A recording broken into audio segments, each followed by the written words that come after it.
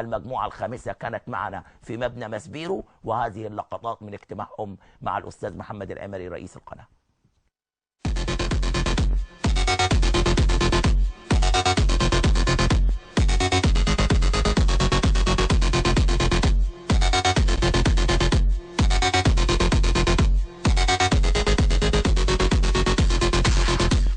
الدوري ده منتشر يعني في كل نقطة في مصر في نادي، ولو احنا اتكلمنا مين الناديين اللي بينهم صراع، غزل المحلة والمنصورة، ودي أندية لها تاريخ ولها شعبية ولها جماهيرية.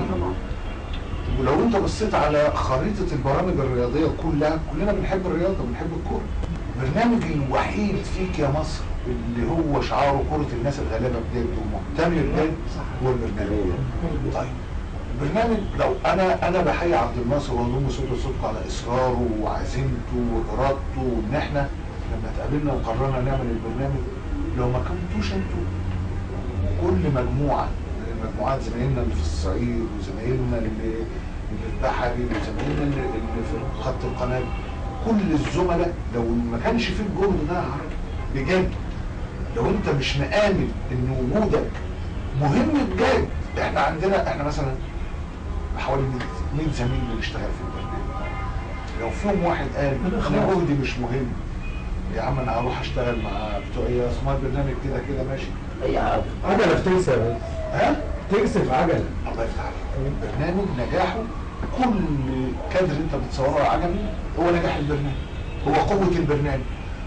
انت في عز ما انت بتذيع تقارير مصوره، اللي قدك 10 مرات في الامكانيات بيعمل فونت، يكتب دي كلمه اتعادلت معانا بربع، صح؟ تمام. ما بيذيعش حاجه، فخلاص الناس بتروح على اللي هو بيذيع لهم، اللي هو متبني قضاياه.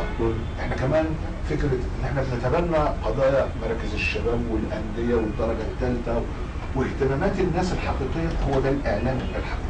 اولا انا سعيد ومتشرف ان انا التقي بحضراتكم. النهارده احنا مع المجموعه الخامسه لبرنامج كرة بلدنا. اسره برنامج كرة بلدنا كلها اسره واحده، بنعتز بيكم كلكم. الاسبوع اللي فات كنا مع زمايلنا من المجموعه السادسه.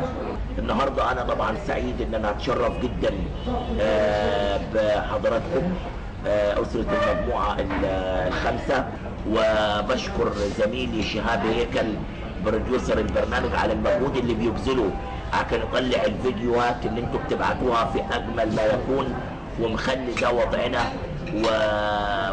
وشكل البرنامج حاجه محترمه نفتخر بها جميعا.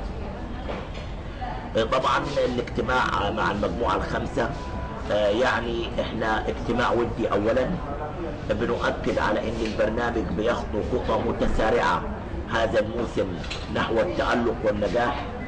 اجتماعاتنا دي بنأكد من خلالها ان احنا مصممين على ان نظل رقم واحد وان لا نكون في الساحه الا نمره واحد.